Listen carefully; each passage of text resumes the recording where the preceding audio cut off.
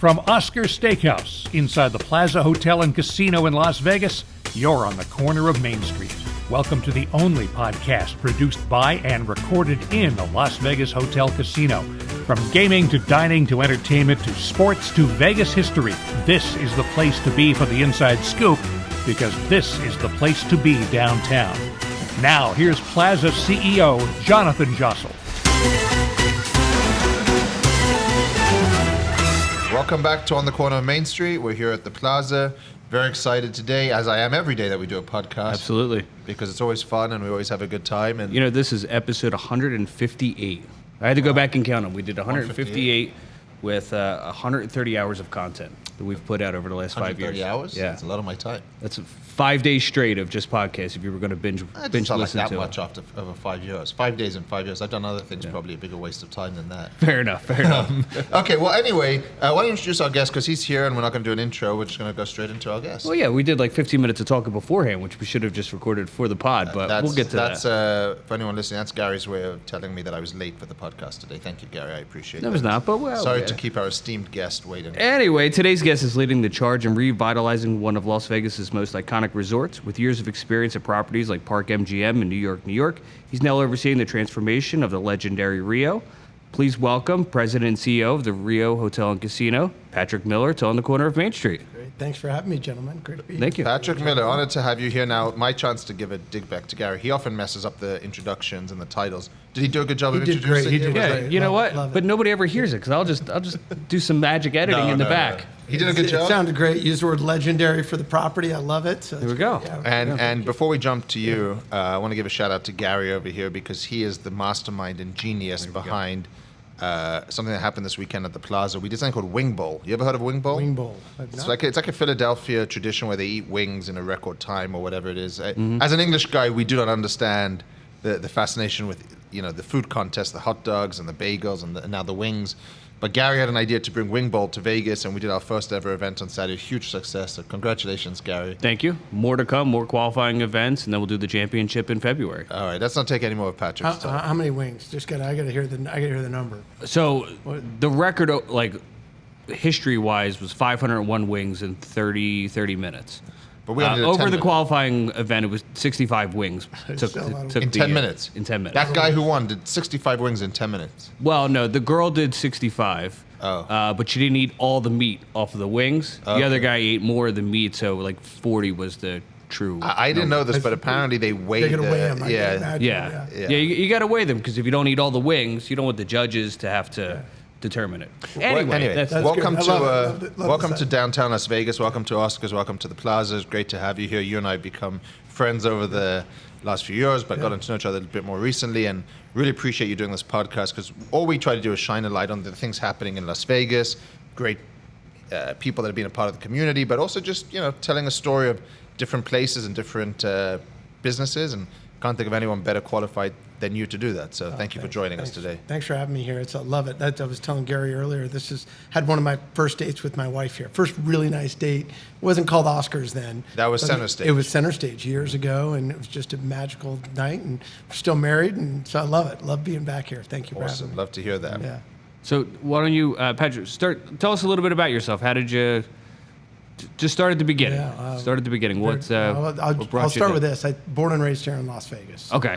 Love this city. Love what it's about. And so anytime you're from your hometown and get to work in it, it's a special place. So I grew up here, went away to school, just figuring out what I wanted to do in life. Came back. Which school did you go? I was at University of Notre Dame. Mm-hmm. So it was great chance to kind of get away in the Midwest, and I realized how different a place Las Vegas is. And back in the day, you used to kind of have to defend the city. Now you don't have to do that. Now I knew we were an amazing city, but I knew I wanted to come back home because it was a special place. What did you do at Notre Dame? I was marketing in Spanish. Played a little bit of sports, but did marketing and double major Marketing in and Spanish. Yeah, that's an unusual combination. I never heard of that. So back in the day. I'm a little older than you, Jonathan, but there's a thing called NAFTA coming out, and the North American Free Trade Agreement, and I thought that was going to be my solution. So. And as Notre Dame, I know they're very famous for their football program. Was it a good school to go to? It was great. The weather is not great, but it's a great school. They got kind of all male or all female dorms, and it's a very traditional type campus. But it was great opportunity. Met some of my best friends in my life are through there, so it was a great place to be. All right. I usually ask most of the people who was born in Vegas, what was it like growing up in Vegas?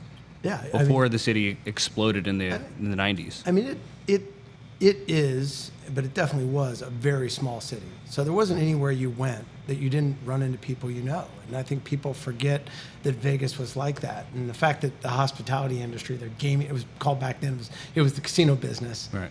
It was the business. And so you met people, and it was a very exciting place to live in, like it is today.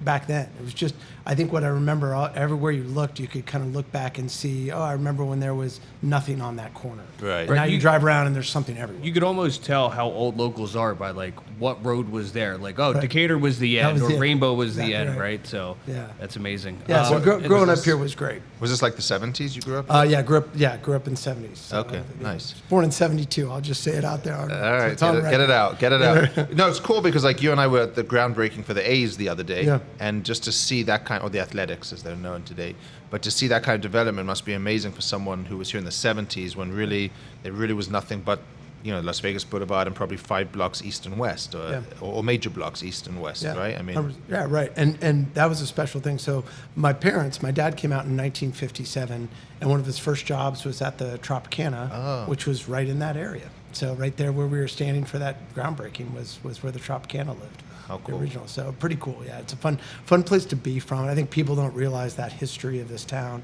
It lives there. It lives in this building right here. You feel it every day, I'm sure. Yeah. In here. You were born a year after this place. Yeah. 71. Yeah.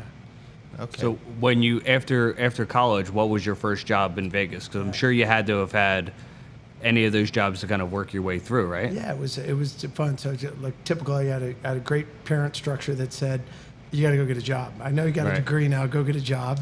And so I started off, my dad said the best place to start is at the bottom. And so was a pit clerk at the Mirage. Wow, really? And so people don't even know, I don't know if everybody knows what a pit clerk still is. Obviously we do in this business, but that kind of a secretary level position for the gaming pits, and making sure they had checks on the table, and making sure that they handled markers, and a lot of data input for the ratings. Did you have to have was there like a gaming card at the point, or something? There was not a gaming card at that. There was a normal, just the standard GCB card to be back there in the pit. Yeah.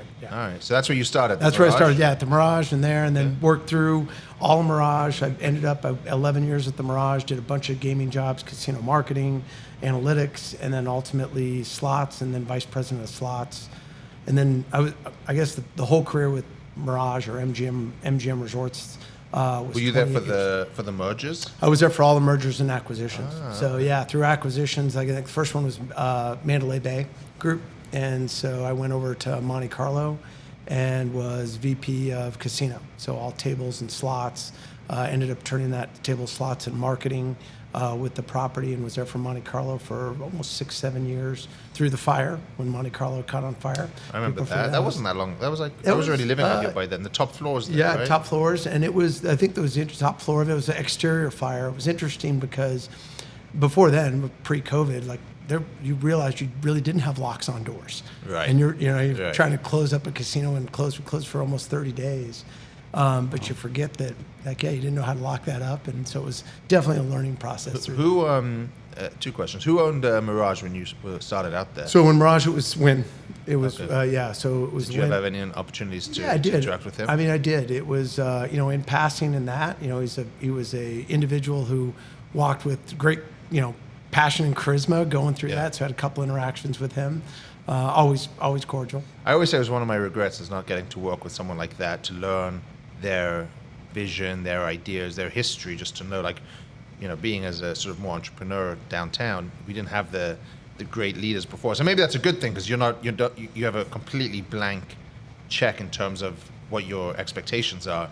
But to have had the insight to have worked with a Steve Wynn or a Sheldon Adelson or a Kirk Kerkorian must have been must have been beneficial to you at some point. Yeah, I think, Steve imparted, obviously, his vision for what he did, I think, as people talk about, and I know there's history and people talk about maybe critical of maybe how he handled some things, but what I saw was kind of that creativity and how he wanted to infuse the culture of the guest experience and the guest focused. And so and that was kind of felt, I was a line level individual, so that's kind of where we saw that. He understood what people wanted, that's for sure. He understood. Random question: Did speaking Spanish help you a lot in your career? It was funny that you say that. One of my first interactions, I was touring, getting my tour of that, and there was a guest at the table that was reaching the Reg 6A, the CTR requirement, and the floor supervisor couldn't help. And I immediately jumped in, and I didn't even know the rule that you couldn't, how much money you could put across. And he was approaching the threshold, and we basically I had to have a conversation to back off a customer on my first day of the job. It was great. But you were helpful because you could speak the language. I spoke, and it's a great lesson to anyone listening, which is learn another language, maybe even Spanish. Because like here, I'm so useless. I don't speak Spanish, but for a few words, which I learned in high school. And a lot of team members, it really helps you being able to speak that other language. And not just with team members, but customers as well. How many times do I get in the elevator and there's a Spanish-speaking customer that can't figure out the key to go to the right floor? Right. Yeah. And I can't help. You got to go past the hello and how are you, right? Right. Yeah. It does help. Yeah. So it's great. So after Monte Carlo for a while, moved on to Mandalay Bay, still within the family of MGM Resorts, and was in marketing there. Got to learn kind of how convention projects work and how that goes through. Then went back to Monte Carlo as its general manager and ultimately its president. So was there for the transition of Monte Carlo to Park MGM. Okay. And through that was just an amazing opportunity to kind of rebrand a property, and it was a kind of pivotal moment in my career to kind of own something for myself, although we were a big company, but work in a fashion to kind of impart some of that vision into that property. So was it always the decision to go non-smoking from the rebrand? No, that wasn't after. And I think that decision was made later in the decision there. And actually during COVID, we actually made the decision to actually do it at that point. Okay. But we had been pushing for a while, and my thought was, when you have a large portfolio that MGM Resorts had, you have this opportunity to go, okay, you've got one property that could stand alone. Mm-hmm. We already kind of shared, you have a larger database, so it wasn't there's a risk factor, you think, like a lot of consumers smoke here in the Valley, so taking it away would have been trouble. I said, well, what's the worst thing that happens? They go to one of our sister properties on either side of us. It's not really a loss for the main parent company, and so eventually we got that over, and it was great. I think it's proven success there at that property. How often does somebody have to go tell them to put a cigarette out? Or it's no vaping as well, right? Yeah, no vaping. I mean, you're not there. So, you haven't been there for a couple of years. Yeah, I'm not there for a couple of years, so I don't know how it happens back then. now. But back then, I mean, you kind of probably see it in your non-smoking areas. People kind of wander into something, and then they get told nicely to put out. Most people are really pleasant about it. I mean, we're very much similar concept to what you were describing, which is we want to give the option, right? So if you don't want to be in the smoke-free area, you just go across the hallway to the smoking area. Right. It's not really like we're saying it's all one or the other. But spending a minute on smoke-free casinos, do you see the widest spread adoption of them? And somebody very intelligent once said to me, if it were so good, MGM would have done more of their properties by now. Any thoughts on that? On why they haven't? I don't know. I think there's got to be a lot more research done on that. I think the interesting part is, you've seen what's happened in one of our major feeder markets, Southern California. You really don't smoke at all there, anywhere inside. So I think the consumer understands it, or at least a large consumer of ours. I think over time we'll see where this goes for the city. I don't know if it'll ever be regulated to that point, but it'll be, I think as more properties either try it or see the growth of that, like everything, the consumer will tell us what they want and what goes on. We just got to listen as operators to go, okay, when is the right time, or how do you expand a section to the point where we're going, maybe it's time to do it. I also heard from another very smart person, like 80% of America, or 85% of America does not smoke, but the 15% that do smoke also gamble. Yeah. And that's why we haven't yet seen a wider spread adoption. Yeah. There's got to be data. I mean, MGM must have good data that says there's a reason why they haven't, if it was doing so much there, they would have taken it to at least one or two other places at this point, and no one else has really jumped on the bandwagon here like we have. I mean, we did it 3 years ago at this point, or 2.5 years ago at this point, and it's been good, but it certainly hasn't revolutionize anything. Yeah. We haven't seen any dramatic influx, even though 85% of Americans don't smoke. Yeah, I think it's interesting. The one side of smoking is if you're, these resorts are multi-pronged, and if you're a convention property, it might change your mind thinking about it. And I think about that often because that consumer predominantly is not. That's that 80% that's not smoking most of the time. That's a great point. You guys, Park MGM, Yeah. went through when they did it entirely. We just did it for a casino section, Yeah. but where we have seen is some of the airlines, some of the other conventions, they want to be completely non-smoking. That would mean the whole building. That means the entire infrastructure, and obviously we don't have that option. Yeah. But yeah, I think there's going to be a lot more data needed on the casino side to see Yeah, I if think it works. But you oversaw a big transformation there. There was a lot of It was a ton of fun, and there was a lot of hoopla. And again, it wasn't. I got to oversee it, but it was a huge company behind it. When you're with MGM Resorts, you get to do some great things, and you learned a lot. You make a lot of mistakes when you do things like that, and you got to repair it and replace and figure it out. But it was a great part. COVID happens, and then we moved on to MGM kind of restructures, and I moved into one of the pods working on MGM Grand, which was fun working at that beast of a property. It's massive. When you say restructure, was this like their 2020 thing where they No, this is after COVID kind of came back, and basically having property presidents run multiple properties. And so we got a chance to sit as work at MGM New York, work at the Mansion product, work at Excalibur as well. So you were overseeing Excalibur and MGM Mansions. Yeah, I was the number 2. I was as the senior vice president there. But that's a dramatically different customer. It was very different. It was funny. I used to go to. I'd have roller coaster meetings at New York, and then have a Mansion meeting in the same day. It was very, very different. It's a dichotomy of two kind of conversations. Two very different customers and conversations. Yeah. How long were you doing that for? We did that through COVID to 2023. So 2023. I got a chance to work in Shadow Creek too, which was fun as well. Oh, that's also a different customer. Well, that's more of the Mansion customer. Yeah, it's more I of the assume. Mansion customer. But, Those are, I like Shadow Creek. But overall, great career with MGM, and then had the great opportunity to kind of move on from there and start up at Rio, which was exciting. And got asked to say, hey, can you reposition and be part of the transformation of that property? So you went straight from MGM to Rio? No, I took some time. Some time. It was a good time away from the business and family time, which was great. Yeah. And left great with MGM. They were a phenomenal company that I got to kind of grow up in. As you can imagine, 28 years. I was a kid when I started. Still feel like a kid, but You a kid. are. And then get to figure out what you want to do. And what amazed me was how these jobs and these buildings open you up to do so many different things. Not just integrated resorts, but so many people were like, "Hey, you could do this." By the way, that's a great point. I tell a lot of people, they're like, "Oh, you're in the gaming industry." Well, firstly, yes, gaming industry, not gambling industry. Right. But more importantly, we run restaurants, we run marketing, we run entertainment, we run hotels. There's so many aspects and facets and development in real estate. There's just so many facets that go into this business that it does set you up for a lot of different things afterwards. Oh, for sure. The ecosystem is, as you said, you're handling, and here's the difference. You're handling all those revenue streams, but you're also handling them at scale. It's a lot of restaurants. It's a lot of employees. It's a lot of rooms if you're just the hotel side. So it was a great opportunity for me to kind of figure that out.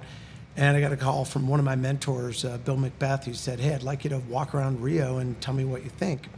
And I walked around it. And I said, "Well, what do you want me to do? It needs a lot of work." Yeah. And he said, What was your initial thoughts going through the property, or even before you had that interest? I'd been back at Rio for a lot of years. Obviously, growing up here, it was a great property. I remember it when it was built, special place.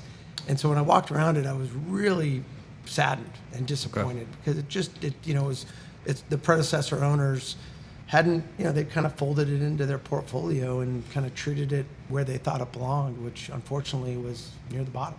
Say it again, a what? A blonde? The portfolio. Yeah. They treated it the way they did. They kind of folded it into the bottom of its. I see. Of its all the other properties. Yeah. And so firstly, it didn't get much love. It didn't get much love, and it needed a lot of love. I want to ask you, because I don't think we've talked at all about the Rio on this podcast, and we've done 150 episodes. I'm not sure we've ever mentioned the Rio, which is which is great that we have you here now.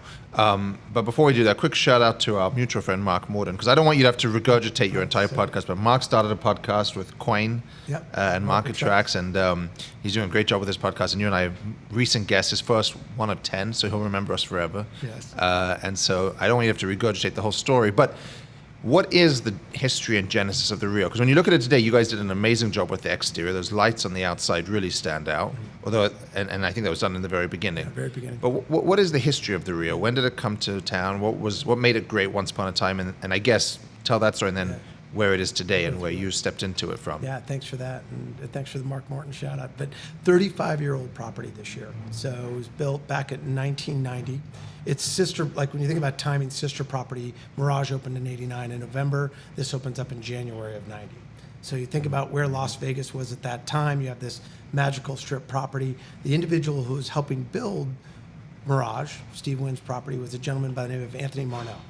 And the Marnell family has been in town. I went to school with his son and daughter at parochial school and high school. And he decided to build this new property off strip, slightly off strip.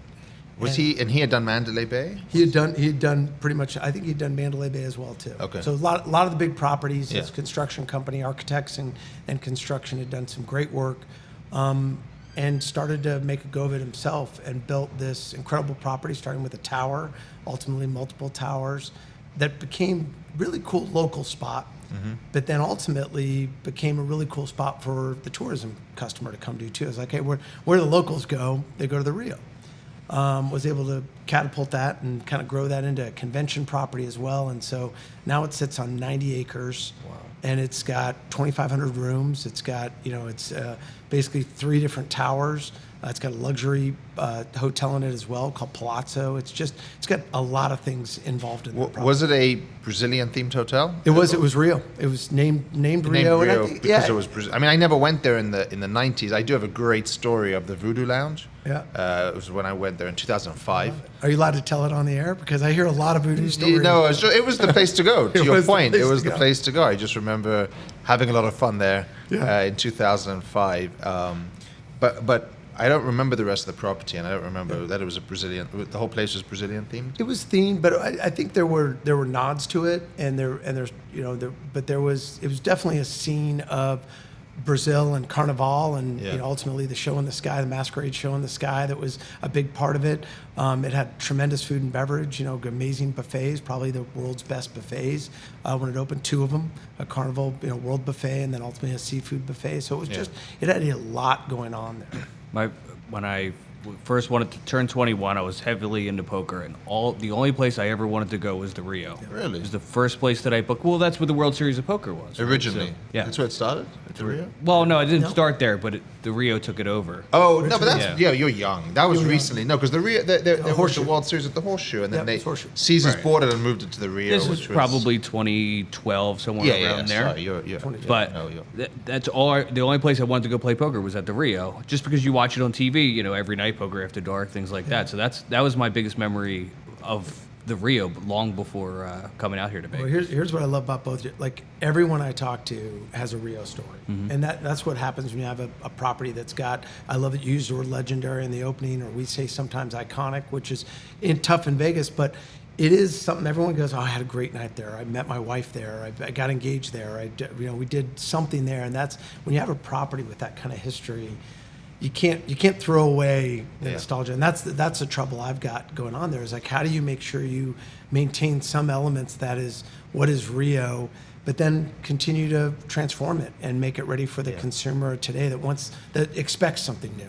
Well, we have very similar conversations because we got a 53-year-old building, and same conversations. How do you bring it to today while still honoring the heritage and the history? But and we're certainly not competitors, but who is the competition at the Rio? You mentioned locals, you mentioned tourists, convention. I mean, it sounds like everyone's your competition. It really is. I mean, I think that to some degree you compete on all those differently. I mean, obviously there's right off strip. You think about, you've got coast properties and Palms right next to us that are, adjacent.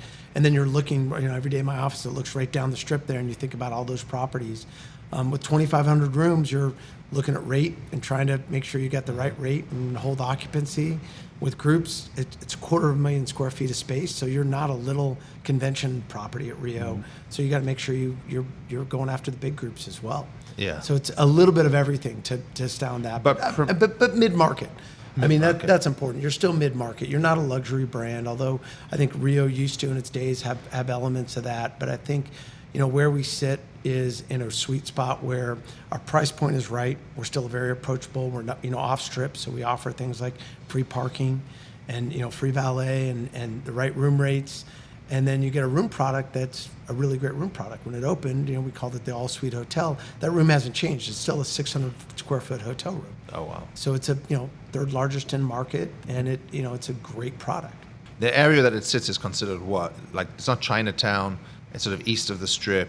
Yeah. How do you describe it to kind of people? that West Flamingo is what they do. We not east of the Strip, west of the Strip. Yeah, west of the Strip. So West Flamingo, West Strip, West Flamingo is kind of the term, but I don't know if that's caught on to anything yet. We definitely, you notice the adjacency to Chinatown there. Yeah. A lot of consumers that we get from that area that come into our building, which is great. Yeah, I've seen you got good baccarat action as well. Yeah, it's not bad, yeah. But that area is the Gold Coast, the Palms. You guys are really the main staples of that area. There's not much. There's not much else out there, right there. And you think about even the stations properties; they do well from drawing. I think the Vegas consumer, Vegas is still pretty navigable. You can still get around town pretty easy. I got down here in no time from Rio here, so that ability for the local to go, hey, where do I really want to go, or who's got a special, or where's my card giving me, multiplier points if I'm a slot player. I mean, that I think that consumer still travels around. Yeah, no, I agree with you. But we struggled with that early on because downtown is 89101 and was the lowest income zip code in the city for a long time. So I don't know what zip code you're in there and if it's a different, better quality customer or how you think about that. But, downtown's got its own destination market. But certainly the local thing here is now starting to really change and come back with all the new apartments. But when I first got out here in 2007, it was a tough local program to have down here. Well, certainly, I can imagine. Certainly, the Arts District has changed how. And growing up here, I love how downtown's getting some of that resurgence. It's great. It's great to know. There's several years where we didn't kind of come down here, and so now it's great to see it's happening. So give people like the insight in terms of clearly here we had a 15, 20-year period where the Plaza just declined. So you mentioned the previous owners. Whose vision was it to step into it and try to bring back the Rio to life? Like, how did that happen? So I think what had happened, I mentioned it's the predecessors. It was, Harrah's and Caesars kind of had it in their portfolio. And then our ownership got a chance to purchase it in 2019. Okay. So right before COVID. So you think about striking a deal and then shortly after closing it down. As you guys know, Rio was one of the last properties to open back up. And so when they did, they actually didn't take the keys. Actually, Caesars still ran that property until 2023. So they owned your owners owned the real estate, owned the property, and kind of landlord leased, back to Caesars until 2023 of when they actually took the reins. And my predecessor, who I worked with, great individual, a guy named Trevor Shear, was working in the property, and then I came on board in March of 2024. Okay. So yeah. So you weren't there for the initial remodel there, then? No, they had started the exterior. Okay. And started the rooms, and then we had a bunch of walls up. And so you asked me about what it felt like walking through. It was dark, dingy. You had a lot of construction. I think the mood of the property, as you know, the culture kind of comes from the team members around there. Was kind of like, what's going to happen here? Right. And I think a lot of people thought, is Rio closed, or should it be closed? And actually, if you look back at Old Social, that was really the comment was, hey, maybe they should just close the property. I don't think anybody would say that now when you walk through it. I think that notion of resurgence and revitalizing something that has value and that consumers want and the employees love it and see the love put into it has made a tremendous difference on kind of that. Okay, how do you feel about the property moving forward? Has that been your primary focus, the team members versus the physical remodel at this point? A little bit of both, because I think they affect, certainly the team members, they have been great. And you have a lot of day one employees that love that building, and they're drawing on that nostalgia of what Rio was back in the day. They want more of it. And so when you take a wall down and they see a new restaurant or a new bar or a new chandelier, even though it does affect them. And of course, you know, we live in a tip culture here of that. Like hopefully they're making more money and doing better for it too for their families. And so I think the employees, they immediately changed. So I can't take any credit for that. They saw the love and realized, hey, we're back to being the people we want to be and friendly in that. And so I think that's part of the success of that property is having friendly employees and people that want to be there. So what are some of the things that you're sort of working on or excited about? Because I was there a few months ago with you. I came to see the new show. Oh, the new show, yeah, that was fun. And obviously there's that whole hallway there that is the Masquerade area? Yeah, Masquerade. The west side, do you call it? We call it Masquerade right now. It's Okay. kind of phase 2. So phase 1 I'll talk about there. Phase Sure. 1 was food hall, new restaurant called Luckily, new bar, center bar, Lapa Lounge, front desk, all the kind of new slot machines, all the floor treatment, wall treatment. That Some makes people are saying you have the second best casino carpet in town. I've heard first best, but I'll take second best if it's you. But no, it's fun, it's whimsical. Yeah. And that's one area you get to have fun with a casino is like, how do you design it and what do you want to do? And so the property's lighter, brighter, fresher. And all that new is kind of phase 1 through the main part of the tower when you walk in off the porte cochere from Valet. Phase 2. And just for anyone listening, I've been there a couple of times. I went to see Penn and Teller. I went to see the other show with you, the Empire Strikes Back. Had dinner there, and it looks great. You guys have done a great job over there. It's really cleaned up and, like you said, bright, easy to park, easy to get in. You also have something else in common with us. You have a Hash House a Go-Go that we have here at the Plaza. I love it. It's getting just refreshed right now, getting some new paint and carpet in there right now as I walked by there this morning to see it. So we're really touching every space. And now the problem is the place is so big, you got to decide which space to touch first. Right. Because the ones that make sense are kind of the ones in the immediate, but you go behind a door and there's 10,000 square feet and a kitchen. Let's close that door. We'll work on that one later. Right. And that's kind of what you get over to Masquerade Village there is there's so much there. Obviously, that's where the new show went, Empire Strips Back.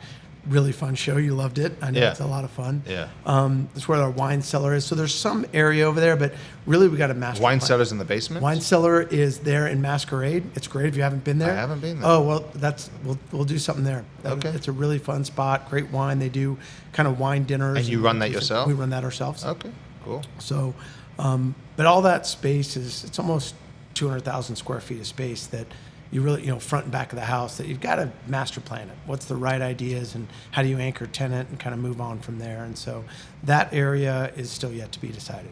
Okay. Yeah. And what about upstairs? What about my memories of Voodoo Lounge? Can you Voodoo's announce exciting. what you're doing there? We just announced in the last maybe about a month ago, we partnered with James Trees. And so James, as you know, from the Arts District down Estes here, Kitchen. another local boy that Previous podcast guest. Yeah. Oh, was it? early. He might have been in top 20 for us. Yeah, first. absolutely. Oh, that's We great. did him early on here. Well, Yeah. that's Well, he made such a huge impact in this community when he brought Estes Kitchen to downtown, Yeah. and what that did for the food scene down here, and giving all of us another place to eat at. But beyond that, just bringing people down here. And I remember in the early days going there, sitting next to people that was from Bellagio, when they asked the concierge best Italian, and they were coming down there. So he's done a great job, and frankly, it's too busy to get in there now. So Well, it's it's good. funny you say that. Thank gosh I know him because I can never get in. I Yeah. gotta make a call a Yeah. favor and sometimes to try and get in. But Yeah, they've done a great job. So he's we're taking over Voodoo. We're really excited. So we kept Voodoo, but we've asked James to partner on it, and he's come up with an amazing concept. He wants to do steaks and kind of an new American. So he's got a really great menu. But he's doing High Stakes. The name of the place is called High Stakes. Couldn't be more aptly named. So those of your listeners that haven't been to Voodoo, it's up on our 50th floor of Rio, overlooking the Las Vegas Strip. So it's got the whole breadth of the Strip and the lights, and so it's great at dusk, and it just keeps getting better as the lights come on. And This is going to be embarrassing, but the zip line's gone. Zipline's gone. Okay. Zipline's gone. But above High Stakes is our Voodoo Lounge, which is still there. Okay. We run a thing called Sundown Society, which is kind of fun. We do like I don't want to call it a reverse nightlife, but like it's 7 to 11 is when the hotspot is. So for little people maybe a little older that go, listen, I'm not going out till 2 a.m. Right. We still stay open till 2, but it kind of winds down. But so we open that up on the weekends as well. So it's a great, best view of the city, I think, from up there. From the sides. Must have been good for the fireworks as well. Amazing. Yeah, 4th of July was great. Yeah. Really good. So is that where you're focusing most of your time now, the Voodoo and then the Masquerade side? That's the main. So Voodoo focus? and Masquerade's still there. We still got some rooms to redo in that tower as well. So we've, most of the 15, there's 2,500 rooms, 1,500 completely redone. There's another 1,000 that we're working on design and understanding what we want to do with that space as well. We got a partnership with Hyatt, which has been fantastic. So we're a destination by Hyatt. So we get the benefits of having their members come and enjoy us, and also the integration within Hyatt and their portfolio, which is really fun as well. Oh, that's really cool. It's great to hear, and you probably are the best person, one of the better people to ask about this. I sometimes get critiqued on this podcast if I'm too negative about things that are happening in the city right now. But I talked to somebody who said July 4th was their worst since 2014, and there's a lot of rumors. There was an article in England on the front page that people aren't coming to Vegas anymore because of the cost of a bagel and a coffee is too high. They paid $33 for a bagel and a coffee. And where do you stand on like the current status of Vegas, the business environment right now? I mean, I don't get too high and too low, as Gary will know. I never panic. But if you're seeing really concerning trends in some of the people you talk to, something has to change, right? And do you share that? Do you see that? Are you able to speak to that? Are you hearing the same things? Well, I'll open up with, I believe in Las Vegas, and I know that may be biased coming from this city, but I think we've been faced with difficult periods before, and we figure a way out of it. So I believe that we will get through this, and it's funny, as competitive as we all are. We all want us to be successful. There's nobody that wishes another property to not be doing well. Right. And there's a couple up the strip that we kind of talked about at our dinner. Like, I wish they were doing better. Like, figure it out. Yeah. Because it just drives more visitors to this great city. But it's slow, and part of that is there's a lot of things going on in the world. I also think Vegas sometimes got into the mindset of the consumer going, hey, where's pricing at? You mentioned the bagel and a coffee and what that is. I think that does play into it. That's where I think properties like yours and ours come into play a little bit, is I don't think we've gotten to the situation where we're overpriced or out the market. Some of the finest restaurants in the world are in Las Vegas. Right. And they also live in other cities too, but so you should expect to pay premium for that kind of product. But that only stuck with me because it was in the Sunday Times, which is the biggest publication in England, or one of the biggest publications, and to have them have a big feature on Las Vegas, tourism is down, and it's, they interviewed someone who paid $33 for a bagel and a coffee. That's a tough image, right? That's not the image of what happens in Vegas stays in Vegas, and you come here for a great time to let loose, and all of a sudden I didn't have a great time. I paid $33 for a bagel and a coffee. We got to fix that as a community. But you're right. There's places like downtown and what you're trying to do over there that still try to provide better value. But it's a concerning trend, because at the end of the day, we're a function of the market in some instances where everybody starts to panic. Yeah, I think don't miss the mark. I mean, I love the luxury traveler's great that's coming in, and obviously the convention business loves it. But that mid-market, I think that's maybe where, I don't want to say Vegas, we took our eye off the ball, but don't forget who's coming to Vegas and wants to have exactly that, a fun time, an exciting time. It's got to be approachable, and being able to get into the place and have that experience with your friends or meet up new friends. And we got away from that. We got to get back to that. But you are focusing, I think, rightly so, on a lot of value. You and I had dinner, and we have a mutual friend in Vegas, Paulie C, our social media entertainer. He really is entertaining. The shit that he comes out with is great. But we had dinner, and he was there in the restaurant, and you've done a lot of stuff with him as well in terms of promoting value. Speak to that. Like, why are you doing that, and how's it going for you? Well, you also have his table, right, which is the best blackjack conditions. I've just seen the video. It's the biggest policy table. Well, it's funny. I can't believe I never thought of that sooner, to put names on tables like that. It's kind of fun. But here's what's great, and I talked about, like, I believe in Vegas. This is another individual, Vegas policy. Like, he loves this town. He loves the industry. He loves what we do. And he's critical of when he doesn't think it's done right or wrong. Whether, his critique can be critiqued as well, like anyone. Yeah. But the notion that he loves the industry and wants it to do better is great, and shows his followers and everybody, what's going on. So we embrace that, because that's what we're trying to do too, is show people what's going on. I'm okay hearing that we do stuff wrong. Yeah. We do. What are some of the value things he's convinced you, or not him, that you've just tried to do anyway? I think some of it is just getting the right pay tables on things and talking through it, and we had this in our mind. It's how quickly you move on it and what you want to do, and then he immediately comes over and starts talking about it and goes through it, and something we wanted to recently do some tier matching to go do it. Rio in many ways is a startup, even though it's a 35-year-old property. Mm-hmm. Starting out with a new database. Dreamscape did not have a gaming database, our parent company. So how do you try and grow that? For the average listener listening to this who maybe doesn't understand what you're talking about, what do you mean by database, and explain the difference from the company before to the company now, just in layman's terms. No, that's great. So obviously if you're a legacy property that's been around for a while, you capture names that come in through your property and people that play on your slots and tables, and you basically hold them and you send them offers, and that database drives a certain percentage of your room nights and brings them back. They love your product. And when you transfer over to a new owner, you basically start over. Or when you build new. Or when you build new, you start over. And so some other competitive properties are dealing with that right now, is how do I grow people to know me? And so it could happen over time and it trickles in of what that is, but that's a slow, painful way to grow your business. So what is it that you just announced? Yeah, so we just did it. We started in July with some tier match. Okay. And so basically what that means is we've got a 4-level card system, Azul to Platinum, and we basically match. We line up the other major competitors in town, and if you're a 7 stars or a Noir member at Caesars or MGM, come over there, you'll get our platinum card there and get the benefits of that. So it's a benefit to them to go, hey, I don't have to. And you match everything from the room offers to the food offers. We're matching everything for the free start. play. Yeah, free play to start off and everything. So no cap. It's a fan. No cap right there to start off. So it starts off right there. So it's a great opportunity for us for two people, for the consumer to be introduced to the new Rio, which is not the Rio of old, if they kind of knew it or not. It's only new members, I should say that as well. Of course. And then for us, it's a great chance to meet new consumers and say, okay, hey, let us keep talking to you. And he being Paulie C, saying that he blew it up yesterday or the day before, and he told me that you had a line around the corner because of him. Is that you going to give him all that credit? Listen, we had a line before that too. I think people find it very popular to do that. They get a chance to go, okay, this is great, and we didn't put the kind of enigma about it is I haven't said when I'm going to stop it. So I'm not going to do it forever, and maybe I will, maybe I won't, but we haven't decided when that ends. That's smart. Yeah. By the time this airs, it might be over.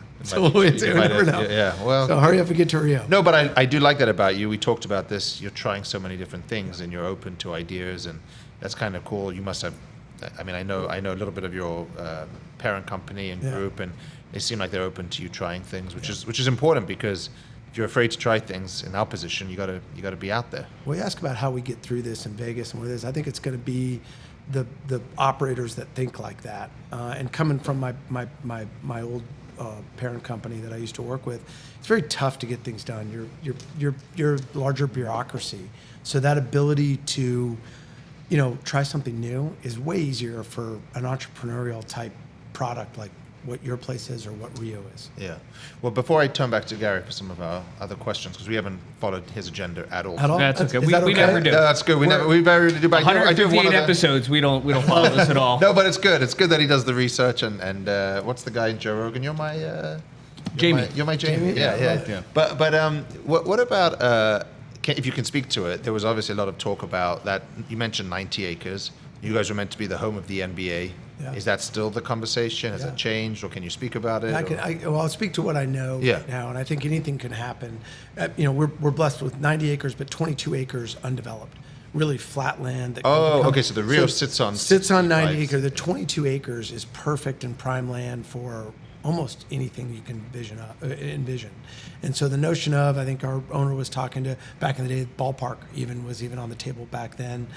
Ultimately, what could go on there? We've looked at everything from sports entertainment, music entertainment, festival entertainment, high-rise residential. So I think all of those are on the table of what that could be.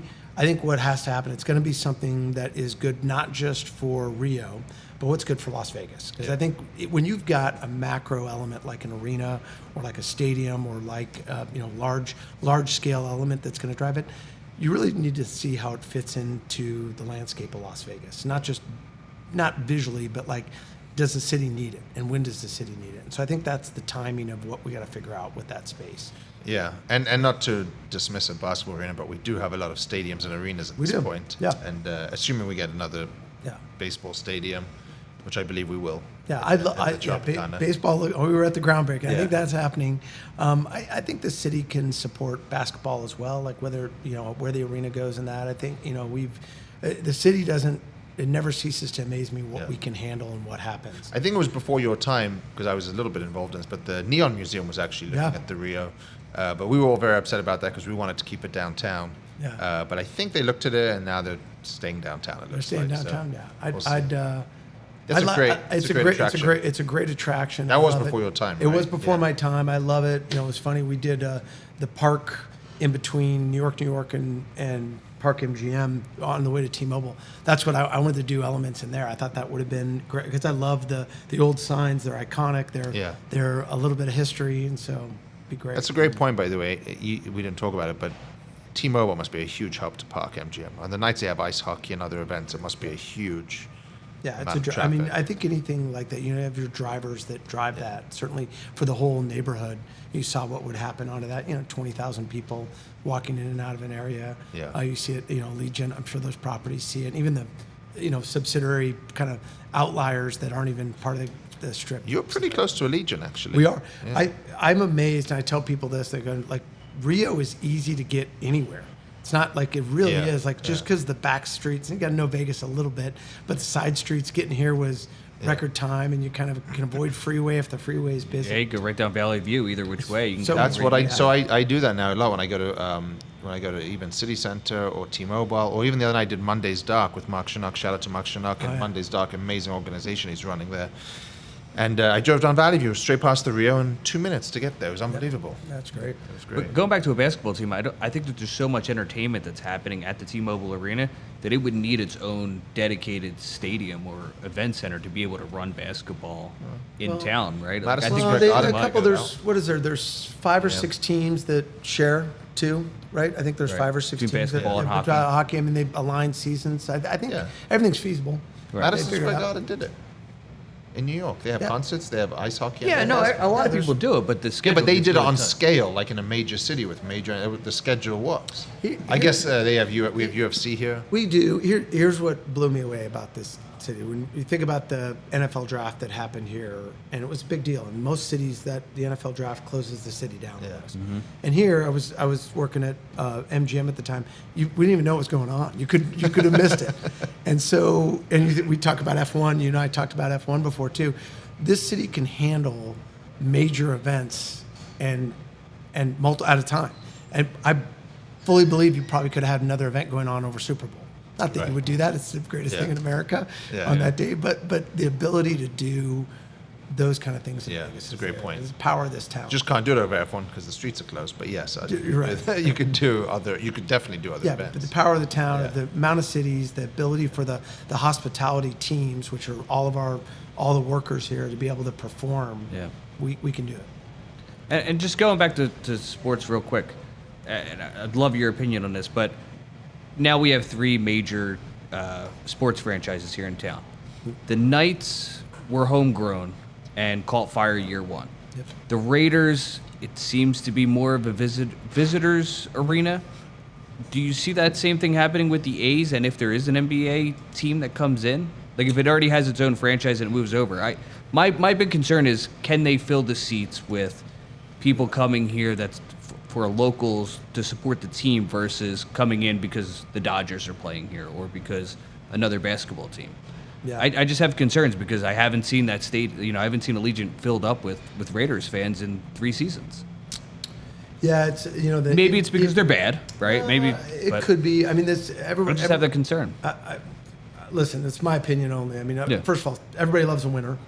So you want to see the city there, and you think about our first sports team was the Rebels, right? We talk about that was Vegas's first sports team that we all fell in love with or hated, whatever you want to look at it, and they really started to love them when they won, and they won in basketball, I should say. Yeah. But all the other side didn't take over, and I don't even on the winning matters, and the Knights got that off the bat, so I think that's important to it. I do think that infusion of non-locals coming to the event. Like a lot of those Raiders fans you see in the stands are actually not even living here. That's true. And I think that'll happen with the A's as well too, and I think that's still good for Vegas. If you want a home team feel at these things, being a sport of it and a fan of it, but I don't know what's going to happen with I don't agree with you at all. No. I mean, the Knights are a unicorn. Yes. They also had Yeah, October 100%. 1 that unified the entire city around them. They were Vegas born. It is different. So And they went directly to the Stanley Cup. yes, right? but you can't compare that to anything else. I think the Raiders are doing a good job of slowly building a community around themselves. They're doing great events. They're really getting to know people in the town, and it takes time Right. to build that fan base when you're from another city, right? Because you're not theirs. Whereas Golden Knights were born here, but I think the Raiders will build a great local following. I think I think what you're observing is never going to change, which is if you're in Kansas or you're in Pittsburgh and you're playing in Vegas, where do you want to go watch your team? If you're going to go to one or two traveling it's a road games a year, destination you're coming to away. Vegas because it's good weather, you can gamble, you can party, you can go to a game. It's the place to go. I mean, it's just going to always be a great destination for traveling fans. So I think a lot of the locals will still sell their tickets just because it's a good business to have. But I wouldn't discount the fact that yes, it helps if they start winning, but I think the Raiders are slowly but surely building a good fan base here. And But do you think You that... have to agree, and I don't think you're going to change that rate. Like Raiders are an international brand. yeah, They're going to have fans everywhere, which is great. I think Vegas loves the Raiders. I really do, and I think they're excited to have the A's on board and that. And I think Just takes our more time town, to build our the town fan- will get fan around base. that. And here's where you see it, by the way. And if you see that, you infuse through the kids, and so you watch the baseball group, the little league baseball teams there at the opening. They're all going to be A's fans. True. And so that will continue. Maybe it takes a generation or two to really Yeah. integrate into the city. But just going back to the Rio, I just wanted to ask, what is, like, as someone who's run both, mega resorts and now off strip, what is your leadership philosophy to be able to, to take some of these day one team members and, reinstill that, enthusiasm into the property? Like, what is your leadership style for running these types of properties? Yeah. So thank you. And has it changed from a place like MGM to the Rio? No, I think it hasn't changed at all. I think Okay. it seems simple to me, but like I've got a 3-pronged philosophy. Prong one is communication, transparent communication. So a lot of that's listening, hearing what's going on, whether from your guests or your team members or what happens, or your leaders of people to go, hey, what do you need to be doing? But also making sure they know what's going on. So making sure there's a clear line of that in any organization is that transparent communication. Second one is continually improving. And how are you getting better at whatever you do? We had a very cyclical business, right? Every year, New Year's Eve runs around. So every year, how are you making New Year's Eve better? And what are you trying to do? And then also, how are you trying to make yourself better? And whatever you're doing, your project or your division or your department, or even how you pitch cards, how are you doing the best you can do and getting better at it? So the second prong is doing that. And the third prong, you can never train this, I don't know what it is, but you got, like, how do you surround yourself with people with passion? How do you love being here? Like we had talked, Jonathan and I, about like loving this industry, and it's kind of either in your blood or it isn't. And so having the passion for what you do, and if you don't have that passion, like, send those people on their way to go find it. And so I think those are the three that I kind of focus on and try and expand to my team. And then is there a message you want to give to any of our listeners who haven't been to the Rio in a while to come back? What is... Yeah. Well, first of all, what would you like to tell them? you got it's some of the old Rio, but a lot of new Rio. You got it. And please come back and see what we're doing there. I think it's fresh, it's revitalized. I think if you want to have fun in Las Vegas, you have to come to a place like the Rio, and not in the sense of sometimes these places aren't fun anymore, and we forgot what we're trying to do is entertain people every day. And I think about that. I've told that story as like, I'm really throwing a party every day. Okay, that's a great job, right? I'm throwing it every day. I'm trying to make sure the lighting's right, the sound is right, they got the right drink in their hand, they've got the right temperature around them, I've got everything they want in front of them. It's the same thing I would do at a party at my house. I got to do that at my job every day. And so that's what we're all trying to do. And so just how do we keep having fun in what we're doing? I think that's, don't get too lost on that. And I said this before, I was like, listen, what we're doing is hard, but it's not complicated. Like, it's just like, doing what comes natural. Delivering the best experience possible, right? Exactly. How do you want people to feel? I say a lot. We're not doing rocket science here. No, we're not. Right. All right. Well, And go on, then Gary. we ask one question to all of our guests, and again, thank you so much for your time. But is there any? Are you wrapping up? This is it. I got. This is it. I'm done now. You're shutting me up now. We've spent enough of Patrick's time here. Okay. Yeah, we got too many hours on the clock now. All right. We're right at our point. But is there one piece of advice you'd be willing to give to our listeners when it comes to life, career, or personal growth? I would say that don't be afraid to move. Don't be afraid to move sideways. I think everybody wants to conquer the world, and I've got to challenge things. And being able to, and what I mean by move sideways, learn something else, try something different, and being able to do that. And I did it in my career, and thought I was a gaming guy, and then you're learning food and beverage, or you're learning slots, or whatever it is.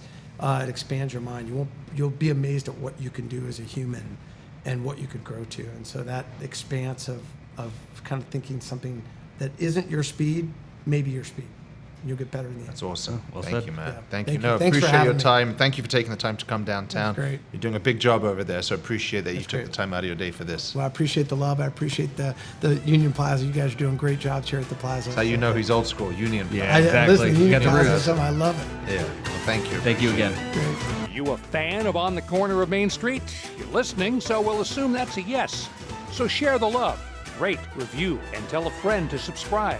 Also, follow us on Twitter and Instagram @PlazaPod, on Facebook, Plaza Podcast, and feel free to write to the man himself @JonathanJossel. We'll see you next time, right here on the corner of Main Street.